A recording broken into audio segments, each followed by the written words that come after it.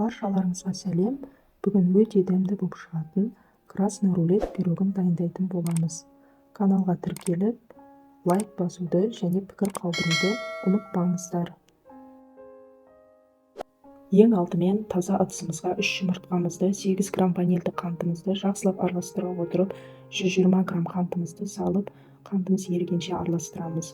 Үстіне бөлме температурасындағы 130 грамм сары майымызды салып, араластырып болғасын. Үстіне електен өткен 460 грамм ұнымызды салып, және 1 шай қасық қопсытқыш салып, қолдың көмегімен қамырымыздың басын біріктіреміз. Қамырымызды илеп болғасын 15 минутқа тындырып қоямыз. 15 минуттан кейін қамырымызды теңде 2-ге бөлеміз. Енді бірінші қамырымызды оқтаудың көмегімен домалақ етіп жаямыз. Жайып болған қамырымызды формамызға орналастырып, холодильникке 15 минутқа салып қоямыз. Жаңағы екінші күлшемізді теңде 2-ге бөлеміз. Үстіне 1 шай қасық қызыл ас бояуын қосамыз. Қызарғанша қолымызбен илейміз. Үстеліміздің үстіне салафан төсеп, аздап ұн сеуіп, қызыл қамырымызды жұқа етіп, 4 бұрышты формаға келтіріп жаямыз.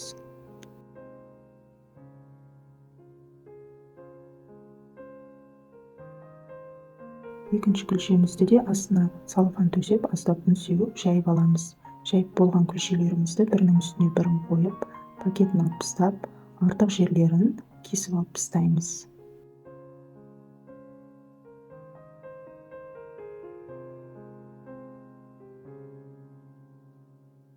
Жаңағы күлшелеріміздің үстін бір басып жайып аламыз.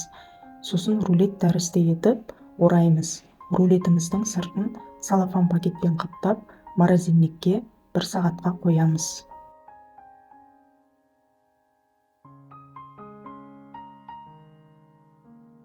Енді салмасына келетін болсақ, жарты литр сүтімізді, 40 грамм қантымызды, 3 ас қасық жүгері крахмалын қосып, ыдысымызды оттың үстіне қоямыз. Сұйық затымызды тоқтаусыз араластырып тұрамыз. Қоймалжың массасы болғанша. Осындай қоймалжың массасы шығуы қажет, крем тәрізді. Отымызды сөндіріп, үстіне 60 грамм ақ шоколадымызды саламыз. Шоколадымыз ерігенше араластырамыз. Шоколадымыз еріп болғасын 1 шай қасық қызыл ас бояуын қосамыз. Жақсылап араластырып, 1-2 минут суытып, начинкамызды дайындап қойған формамыздың үстіне құямыз. Құйып болған начинкамызды күрекшенің көмегімен тегістеп жайып, кішкентай қасықтың көмегімен бортиктерін ішке қарай қайырамыз. Енді морозильниктен шыққан рулетімізді турап, пирогымыздың үстіне орналастырамыз.